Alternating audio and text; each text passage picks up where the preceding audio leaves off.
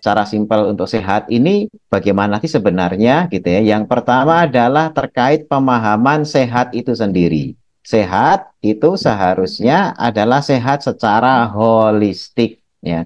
Secara holistik ini yang bagaimana? Yang menyeluruh.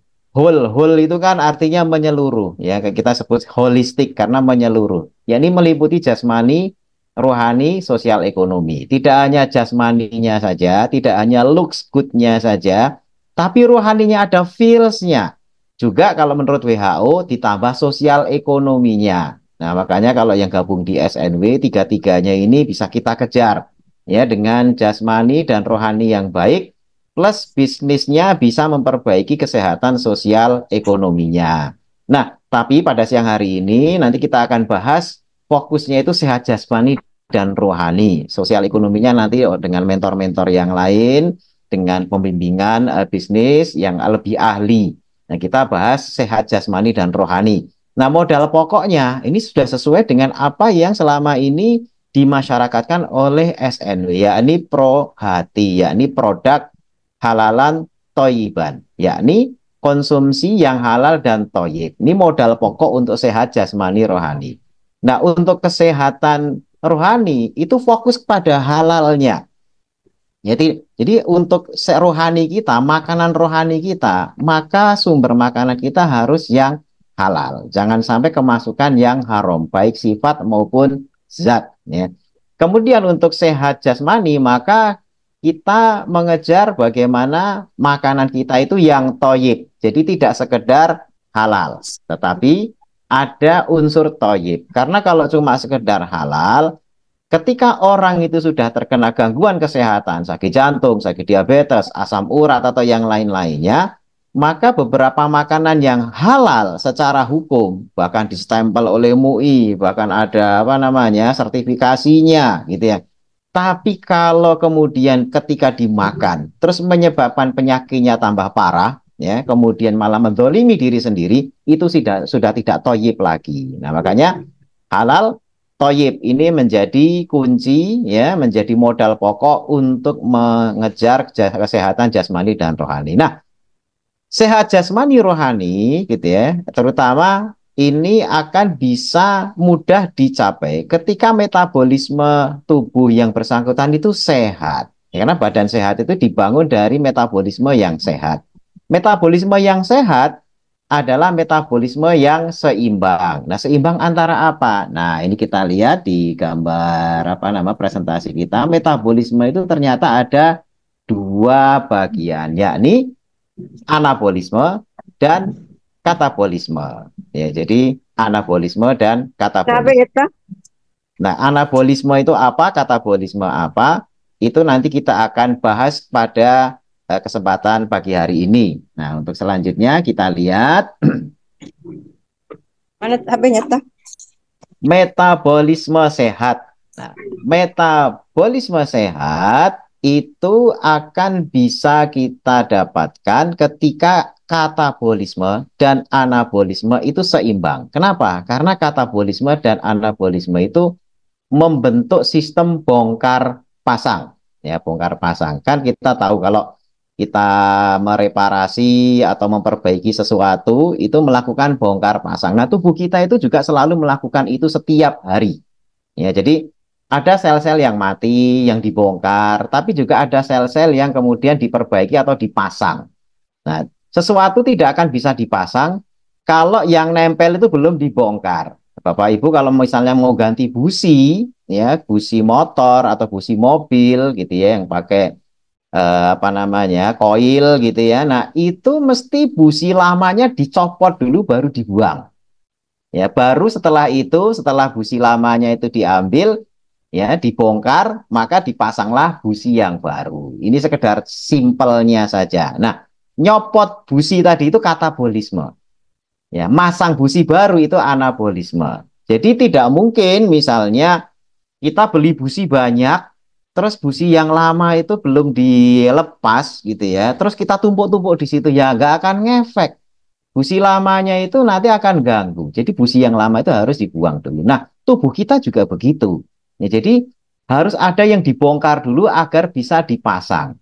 Ya, jangan sampai nanti tidak imbang. Jadi katabolisme itu adalah upaya dalam tubuh kita itu untuk membongkar, melakukan pembongkaran atau perombakan atau penguraian, ya, melakukan efisiensi, gitu ya. Jadi kalau nanti ada istilah-istilah autofagi, nah mungkin ada yang sempat pernah belajar tentang autofagi, gitu ya. Autofagi itu apa sih? Ya, autofagi itu upaya bersih-bersih tubuh yang terjadi ketika kita puasa.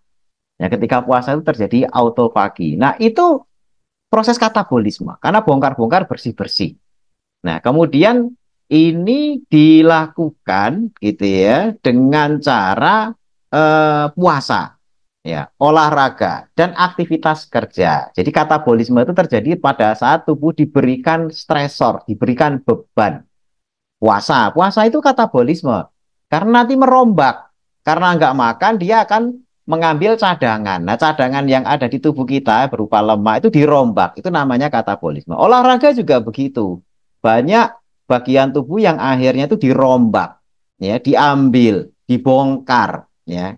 Untuk nantinya jangan berhenti pada katabolisme, tetapi lanjutkan dengan anabolisme. Ya, ini sistem yang membangun, yang menyusun komponen tubuh dengan komponen yang baru, yang lebih baik, yang lebih optimal, serta menyimpan komponen yang berlebih. Jadi, kalau kita sudah bongkar-bongkar tadi, bongkarnya juga jangan berlebihan ya, nanti kita atur gitu ya, karena ini harus seimbang.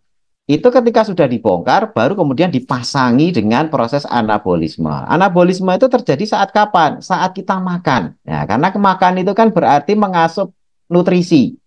Ya, nutrisi itu bisa vitamin, mineral, dan lain sebagainya. Yang ketika diserap oleh tubuh, karena sudah dikatabolisme, sudah dibongkar, maka nutrisi itu akan dipakai.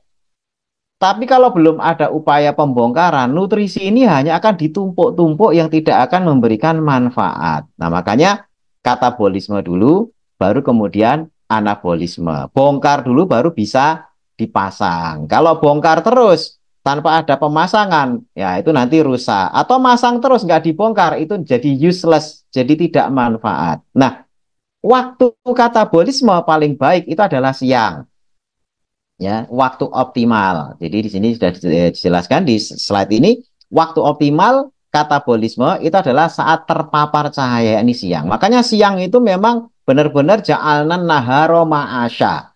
Jadi jadikan siang itu untuk aktivitas, untuk stres-stres itu siang dilakukannya. Ya, makanya energi itu mesti siang itu lebih memerlukan energi banyak karena memang saatnya stres, saatnya digunakan untuk olahraga, untuk bongkar-bongkar, aktivitas kerja dan lain sebagainya. Nah, baru nanti ketika menjelang matahari itu tenggelam, sudah mulai cahaya itu minimal, disitulah waktu anabolisme, waktu membangun. Nah, jadi kenapa waktu bayi kita tidak kuat dingin? Ya, sehingga orang tua kita itu kalau masih ada anak bayi gitu ya, mesti diselimutin tebel gitu ya. Coba kalau kita udah tua begini, diselimutin tebel kayak bayi, yang digedong, yang dilapis-lapis, mesti kegerahan. Tapi bayi, ya, kenapa kok terus di ini terus kemudian kalau kita biarkan nggak diselimuti, ditaruh di luar sebentar aja masuk angin itu mesti batuk, pilek gitu kan. Karena ketika masih bayi, itu situasinya daya tahan tubuhnya itu istilahnya kalau diangkakan, mungkin angkanya baru satu. Nah, kalau kita yang sudah usia ini, sudah mengalami banyak cuaca, pernah terpapar dingin, pernah terpapar panas, pernah mungkin kena dingin ekstrim, panas ekstrim, dan lain sebagainya, justru dengan stresor-stresor yang ekstrim-ekstrim itu membangun resistensi, membangun daya tahan. Sehingga kekuatan kita tidak seperti bayi tadi yang nilai kekuatan daya tahannya hanya satu. Ya. Ketika tambah umur, pernah mengalami panas yang meningkat, dingin yang meningkat, kekuatannya jadi dua. Kemudian kekuatannya jadi tiga. Mungkin kalau sekarang ini, kalau maksimal itu 100, kita ini di angka-angka 80, 90. Ya, mungkin yang pernah di padang pasir dengan suhu, pernah haji, umroh, atau wukuf di tengah panas gitu ya. Nggak masalah, tapi coba bayi diletakkan di sana. Oh, bahaya. Ya, atau pernah ke kutub mungkin ya. Ya, bayi taruh di sana bahaya juga. Kalau kita, ya, daya tahan kita sudah dibangun. Nah, makanya anabolisme, katabolisme itu penting dilakukan setiap hari agar daya tahan tubuh kita itu selalu meningkat. Nah, jadi kalau misalnya di usia kita kok daya tahan tubuhnya masih seperti bayi, berarti kurang stresor, kurang katabolisme.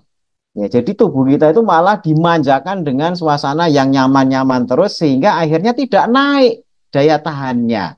Gitu kan? Makanya kalau ada upaya seperti dulu vaksinasi atau pernah sakit, yang pernah sakit sekarang lagi musim gondongan, itu nggak akan kena lagi karena tubuh menyusun imunitas. Tetapi yang belum pernah kena gondongan, ada senggol temennya dikit aja langsung ketularan. Nah, ini sistem daya tahan tubuh kita. Daya tubuh kita itu makin bagus ketika katabolismenya itu makin meningkat. Nah, nanti disambung dengan anabolisme yang menyeimbangkan. Nah, keseimbangan ini tidak boleh israf. Ya, israf itu apa? Berlebihan. Ya, katabolisme kalau berlebihan itu akan memberikan stresor yang berlebih. Maksudnya gimana? Stresor yang berlebih itu, yakni misalnya orang puasa berkepanjangan, nggak boleh. Nabi sunahnya kalau puasa, ya ada puasa, ada makan. Tidak boleh puasa wisol. Terus-menerus puasa itu malah Nabi nggak suka. Nabi sendiri ya kadang puasa, kadang berbuka. Itu tidak puasa terus-menerus. Ya, jadi eh, tidak boleh berlebihan. Bahkan dalam katabolisme, olahraga berlebihan juga nggak boleh. Bekerja berlebihan, siang udah 12 jam, malam nanti ngelembur dan lain sebagainya. Aktivitas terfokus juga nggak boleh. Karena akan terjadi perombakan berlebih. Ya, puasa, aktivitas berlebih, perombakan berlebih akhirnya apa? Defisiensi tubuh kita itu menjadi kekurangan yang akhirnya damage. Damage itu apa? Rusak. Ya, karena dirombak terus tidak pernah dibangun. Makannya kurang, puasa terus, dibikin stres terus tubuhnya gitu ya. Akhirnya apa? Damage. Ya. Tapi juga berlebihan anabolisme itu nggak boleh juga. Ya, contoh berlebihan anabolisme itu apa? Makan melulu. Ya, tidak ada jam puasa sama sekali. Jam 7 ngemil, jam 8 apalagi yang dimasukin walaupun hanya cuma sesuap-sesuap. Tapi tubuh nggak pernah sama sekali berhenti puasa. Ya. Jadi intinya ya setiap jam itu masuk makanan. Padahal kalau Bapak Ibu coba kalau mau cek gula darah puasa gitu ya, kalau di mau ke rumah sakit. Dok, saya mau cek gula darah puasa. Sudah puasa. Nah, maksudnya puasa itu apa? Tidak kemasukan makanan 12 jam. Yaitu definisi dalam medis. Jadi, yang namanya fase atau status puasa itu adalah tubuh kita tidak dimasukin nutrisi selama 12 jam. Kalau kemasukan air, boleh, asalkan airnya tidak mengandung nutrisi. Maksudnya cuma air putih, air tawar. Jadi, misalnya 12 jam itu kita tidak makan, walaupun hanya minum dengan air yang tadi itu tidak ada gula, tidak dikasih nutrisi, itu sudah disebut sebagai puasa. Tapi 12 jam. Tapi kalau pagi ngemil, nanti jam 8 ngemil lagi, jam 10 nanti apa, gitu ya, nanti apa lagi. Itu hampir setiap jamnya masuk, itu namanya nggak pernah mengalami fase puasa. Nah, makanya makan terus-menerus setiap jam itu disebut sebagai berlebihan anabolisme. Apalagi ditambah jarang gerak.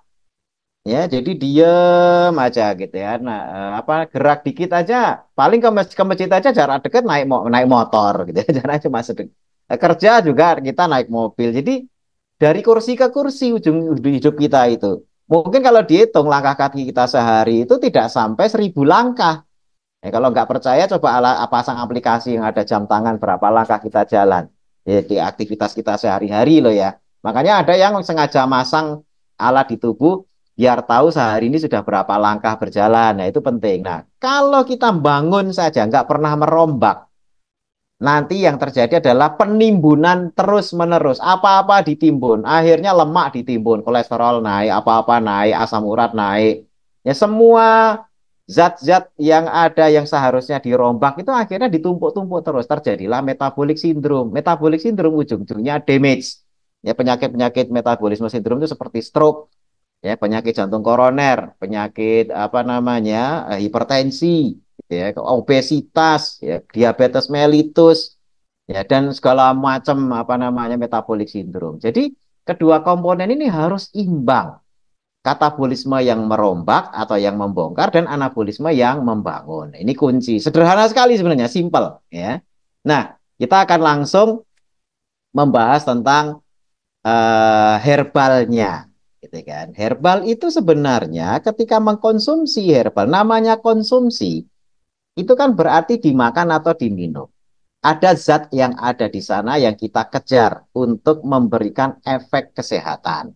Maka konsumsi herbal pun juga harus diletakkan dalam sistem keseimbangan tadi itu. Jenis apapun herbal yang kita konsumsi, apakah kita ngejar misalnya ada beberapa yang mengejar nutrisinya, oh ini karena kalsiumnya tinggi, oh ini karena zat besinya tinggi, oh ini karena zat A, B, C-nya tinggi dan lain sebagainya. Maka harus diiringi katabolisme. Karena sifat anabolik itu adalah membangun. Nah, herbal itu sifatnya memperbaiki dan membangun. Ya, maka kalau sifatnya suplemen bukan untuk terapi loh ya, itu harus dibangun katabolismenya. Jadi dirombak dan menyusun di apa demand itu permintaan. Nah, komponen zat berkhasiatnya kalau tidak dibikin demand permintaan atau dirombak dulu, maka tidak akan terpakai. Ujung-ujungnya apa? Sia-sia. Jadi ibaratnya jalur maaf-maaf dari mulut gitu ya, kita makan. Terus lalu lintas ke kerongkongan, ke lambung, ke usus sampai ke anus, ya dibuang lewat dubur. Itu kan ibarat trayek makanan. Nah, trayek makanan berjalan. Tapi kalau tidak ada yang nyegat di jalan, maka dia hanya sekedar lewat saja terus jadi tinja. Ya, karena tidak ada penumpang di tengah jalan yang nyegat untuk ngambil. Nah, sama. Kalau herbal dikonsumsi, apapun zatnya, tapi di tengah jalan tidak ada yang ngambil, cuma jadi tinja. Ya, karena hanya sekedar menyelesaikan trayek dari ujung mulut sampai ke ujung dubur. Nah, maka sekarang ketika konsumsi herbal dan bahan alami yang lain atau suplemen yang lain, itu harus secara holistik. Yakni apa? Seimbang selaras dengan sistem metabolisme tubuh antara anabolisme dan katabolisme. Karena metabolisme itu terdiri dari dua itu. Nah, kita akan contohkan nih susu kambing. Susu kambing ini salah satu produk yang luar biasa, gitu ya, mengandung tinggi kalsium. Kandungannya di sini kita bisa breakdown, gitu ya. Ada beta kasein, ada alfa kasein. Beta kaseinnya itu banyak. Bahkan minuman susu yang mirip ASI itu ya susu kambing ini. Ya, asam lemaknya luar biasa. Asam lemak itu bagus untuk otak, ya. Jadi untuk perkembangan otak kita. Kemudian vitamin A dan D-nya ya dan juga seleniumnya juga lebih banyak. Kandungan proteinnya juga tinggi ya. Kemudian alfa S1 kaseinnya rendah sehingga tidak gampang alergi yang menyebabkan diare, kembung, begah dan sebagainya kalau minum susu. Itu karena efek alerginya itu. Kemudian susunya lebih kecil globul susunya sehingga lebih mudah diserap ya karena kecil-kecil mudah diserap. Dan laktosanya lebih sedikit, mudah diterima, tidak menyebabkan intoleransi laktosa atau alergi. Jumlah kalorinya luar biasa, jadi sumber energi, dan juga kalsiumnya tinggi. Nah, ini adalah komponen nutrisi. Nah, komponen-komponen ini akan bisa bermanfaat ketika kita sudah melakukan katabolisme atau tubuh sedang defisiensi. Ya, kalau defisiensi langsung dipakai. Tapi dipakai itu ketika defisiensi itu disinyalkan, ya, disiarkan istilahnya. Disiarkan tuh seperti contohnya misalnya gini. Nah, ini ada langsung manfaat susu kambing dulu ya, biar nantinya kita bisa membahas contohnya. Manfaat susu kambing dengan nutrisi yang sekian banyak tadi, itu salah satunya adalah antiinflamasi, anti peradangan. Ya, karena ini bisa mencegah diare, gitu ya, kemudian kembung, begah, dan sebagainya yang menyerang pencernaan. Kemudian menguatkan tulang karena kalsiumnya. Nah, ini nanti kita akan bahas gimana biar kalsiumnya itu menguatkan tulang. Terus ada prebiotik, meningkatkan bakteri baik di usus. Nah, agar bakteri baik itu bisa tumbuh dengan baik, tentu saja kita meminimalisir bakteri yang jahat. Nah, caranya gimana? Nanti kita juga kasih tahu proses katabolik dan anaboliknya. Kemudian membantu penyerapan zat besi. Ya perlu diketahui bahwasanya ini membantu penyerapan. Artinya apa? Zat besinya dari sumber yang lain. Ya, jadi bukan bukan susunya ini mengandung zat besi, bukan, tapi memiliki komponen yang kalau ada zat besi dari sumber lain, misalnya dari makan bayam, kangkung, atau ati misalnya, itu dengan susu, proses penyerapan zat besinya akan menjadi lebih dahsyat. Ya. Kemudian tinggi kalium, ini manfaatnya untuk masalah kontrol tekanan darah. Dan juga baik itu ibu hamil karena untuk penulangan si bayi atau si janin. Ya, janin kan butuh penulangan. Nah, manfaat ini didapat saat tahap anabolisme. Anabolisme itu ketika ini dikonsumsi. Makanya kalau pengen mendapatkan manfaat susu kambing ya dikonsumsi susu kambingnya gitu ya. Tetapi manfaat itu baru dirasakan ya kalau sebelumnya ada proses katabolisme ya. Jadi katabolisme itu gimana maksudnya? Misalnya seperti tadi, untuk menguatkan tulang, maka tulang kita itu harus membuat permintaan. Yang meminta itu tulang sendiri, bukan hasil ronsen. Misalnya Bapak Ibu di sini mungkin ada yang sudah didiagnosa apa namanya osteoporosis atau pengeroposan tulang. Nah, tulang keropos itu kan hasil foto ronsen. Jadi yang tahu foto ronsen itu kan mata kita. Tapi apakah yang diperbaiki mata kita? Kan tidak. Ya, bukan dari mata atau dari pikiran kita. Yang harusnya mengatakan bahwasanya tulangnya adalah kurang kalsium, harusnya yang bilang tulang itu sendiri. Ya, kalau kita misalnya lihat foto ronsen, dok ini maksudnya apa foto ronsennya? Oh itu maksudnya tulang ibu keropos. Ya, itu kan pemahaman dari indera pendengaran, penglihatan, dan otak kita. Tetapi kaki kita yang keropos sendiri itu harus juga ikut bilang. Jadi bukan mulut kita. Karena yang ngatur penyerapan kalsium bukan mulut. Ayo tulangku, wahai tulang-tulangku di seluruh tubuh yang sedang keropos, marilah diserap kalsiumnya nih tak kasih. Nggak begitu. Ya, kita nggak bisa merintah karena penyerapan itu sistem otonom, tidak diatur oleh kesadaran kita, tapi diatur oleh tubuh kita sendiri. Ya, jadi tulangnya harus minta sendiri. Caranya tulang minta kalsium gimana? Dipakai.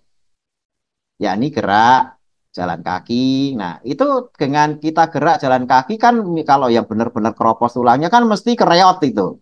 Jadi entah suara kretek-kretek, entah nyeri, entah waduh nggak kuat. Nah, proses ketika jalan atau lari atau jogging atau atau bersekedar berdiri aja atau gerak yang kemudian mengalami rasa nyeri, rasa nggak nyaman, rasa nggak enak, itulah yang merupakan sinyal agar kalsium dikirim ke tulang. Kalau tulangnya nggak dipakai, kalsium itu nggak ada yang nyegat. Dari ujung mulut sampai ujung dubur itu kalsium nggak akan ada yang nyegat, nggak akan ada yang nyetop. Ayo Pak kalsium mampir ke tulang saya nggak ada. Karena tulangnya tidak pernah dipakai. Tidak pernah kirim sinyal. Sinyal nyegat atau sinyal nyetop itu kalau kita misalnya nyegat taksi atau stop kan tangannya melambai. Nah yang melambai agar tulang yang keropos itu dikirimi kalsium ya dengan olahraga ini. Jadi harus ada gerak jalan kaki yang kemudian akhirnya tulangnya melambai. Tolong dong Pak kalsium yang sedang sudah diminum dari apa namanya? Dari susu kambing, mampir dong kalsiumnya. Nah, baru kalsiumnya belok ke situ. Karena dikasih sinyal. Nah, tapi kalau nggak pernah gerak, diem saja ya kalsiumnya dari ujung mulut sampai ujung dubur lewat doang. Jadi tinja. Kalaupun mampir malah jadi batu ginjal. Nah, itu masalah malahan gitu ya. Makanya harus tahu caranya katabolismenya apa agar kalsium bermanfaat. Berdiri, gerak, jalan kaki, olahraga, dan sebagainya. Nah, kemudian efek probiotik. Prebiotik beda dengan probiotik. Probiotik itu memasukkan kuman. Jadi kuman, tapi kuman sehat dimasukkan ke dalam tubuh itu probiotik. Tapi ini prebiotik, ya ini memasukkan komponen zat yang nantinya menumbuhkan kuman-kuman sehat. Nah, agar efek probiotik apa prebiotik ini bisa berjalan, maka kuman buruknya juga harusnya jangan ada dulu. Karena kalau kuman buruknya udah banyak, kita guyur makanan, maka yang berkembang adalah kuman-kuman buruknya yang lebih mendominasi. Nah, caranya biar kuman buruk itu jelek pertumbuhannya gimana? puasa. Ya ini puasa. Puasa ini akan mematikan sel-sel yang buruk. Nah makanya Nabi itu kan care banget. Seminggu aja ada paling nggak 2 hari. Sebulan paling nggak 3 hari. Setahun paling nggak sebulan. Agama kita itu sudah luar biasa sempurna. Jadi caranya menghambat kuman-kuman patogen itu dengan puasa. Itu langsung kuman-kuman patogen itu mati. Yang bertumbuh itu adalah kuman-kuman komensal. Karena kuman-kuman komensal itu dengan puasa dia malah justru tumbuh dengan baik gitu ya. Nah, makanya ini pentingnya gitu ya menjalani puasa intermittent kalau Senin Kamis 3 hari setiap bulan, Ayamul Bid gitu ya, atau setahun sekali di bulan Ramadan itu penting kita kerjakan ya agar nantinya prebiotik susu kambing ini bisa berjalan. Makanya Nabi mengkonsumsi kambing kenapa sehat? Ya karena melakukan puasa juga. Gitu. Tidak hanya sekedar minum susu kambing tok, tapi nggak pernah puasa, nggak pernah olahraga. Nah, kemudian tadi biar efek anabolik dari susu kambing itu bisa dimanfaatkan secara baik, diminum habis olahraga. Nah, olahraga itu katabolisme, merombak dulu. Ya, jadi akhirnya terbentuk demand, sehingga akhirnya nutrisi-nutrisi yang tadi itu macam-macam itu semuanya bisa dirasakan. Terus jangan ditambah gula pasir. Nah, ini jadi jangan, waduh ini kurang manis nih. Ya memang susu yang baik itu ya rasanya memang bukan manis gitu ya. Jadi kalau pengen manis-manis tambah gula pasir, waduh bahaya. Justru gula pasir itu akan meningkatkan pertumbuhan kuman patogen, yaitu juga resiko obesitas. Nah kemudian diminum sebelum tidur. Ini ada zat yang namanya triptofan dalam susu yang membantu deep sleep. Ya, deep sleep itu tidur yang dalam, ya, yang nantinya bisa mendapatkan efek anabolik yang maksimal. Selanjutnya, kesimpulan di bagian satu, nanti karena ada apa namanya di bagian duanya,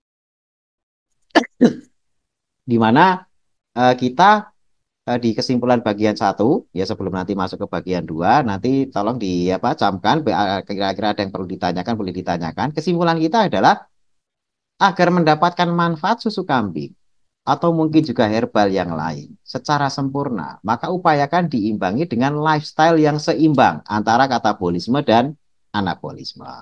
Nah, di sini berlaku prinsip gini. Jika ingin tumbuh, ya entah itu tambah sehat, tambah kuat, daya tahan tubuhnya meningkat, pokoknya tumbuh, maka harus bersiap untuk tidak nyaman. Karena tumbuh itu identik dengan tidak nyaman. Nakoda yang terbaik tidak dihasilkan dari ombak pinggir pantai yang tenang. Itu peribahasa gitu ya. Kalau pengen jadi nakoda yang baik, hadapi ombak yang tinggi, yang gelombangnya itu luar biasa. Itu baru nakodanya baik.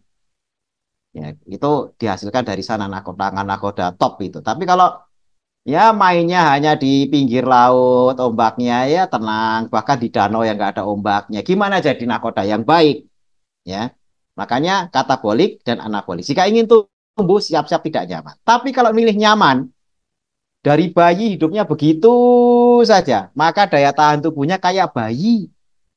Kena angin dikit kerokan. Nah, kena angin apa namanya agak-agak malam dikit keluar, oh langsung tumbang.